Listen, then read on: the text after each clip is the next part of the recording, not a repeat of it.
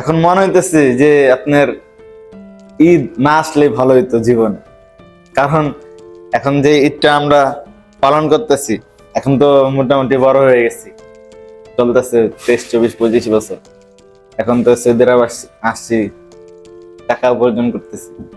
আসলে আগে যে ছোটকালে যে ঈদগুলা ছিল, তখনকার ঈদ আর এখনকার ঈদ আকাশ পাতাল ব্যবধান ভাই। ঠিক আছে, এবারকার ঈদ হচ্ছে কি আপনার পুরা মনে হইতেছে যে ঈদ না আসলে ভালো হইতো। নামাজ পড়লাম, নামাজ পড়ে এসে, ঈদের নামাজ পড়ে এসে বাস খাওয়া দাওয়া করলাম, ঘুমিয়ে গেলাম। এখন আবার ঘুম থেকে উঠলাম, এখন আবার খাবো। এই হলো লাইফ। যারা ছোট আছেন অনেক ভালো আছেন, বড় হয়েন না। ওয়ালাইকুম আসসালাম। ঈদ মোবারক। আল্লাহ পাকের অশেষ রহমত, আজকে আমরা ঈদুল আজহার নামাজ শেষ করে আসলাম। তো আমার পিছনে সবাই আমার বন্ধু বান্ধব ভাই বোনেদের সবাই আছে। তো সবাই ঈদ মোবারক বলে দেন তো ইয়া। বাংলাদেশের সবাইকে ঈদ মোবারক।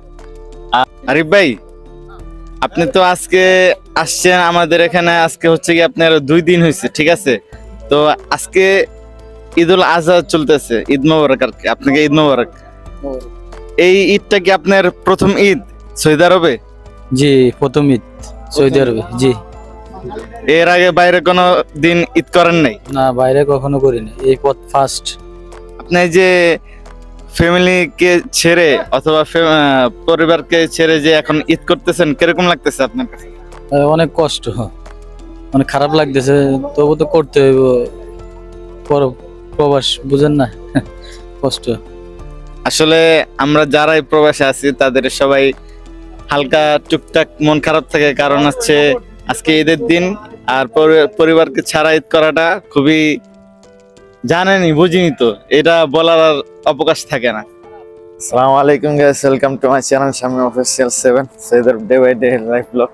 তো আজকে হচ্ছে ঈদুল আজহা, আর এখন ঈদের নামাজ পড়ার জন্য যেতেছি। এখন বাজে 5টা।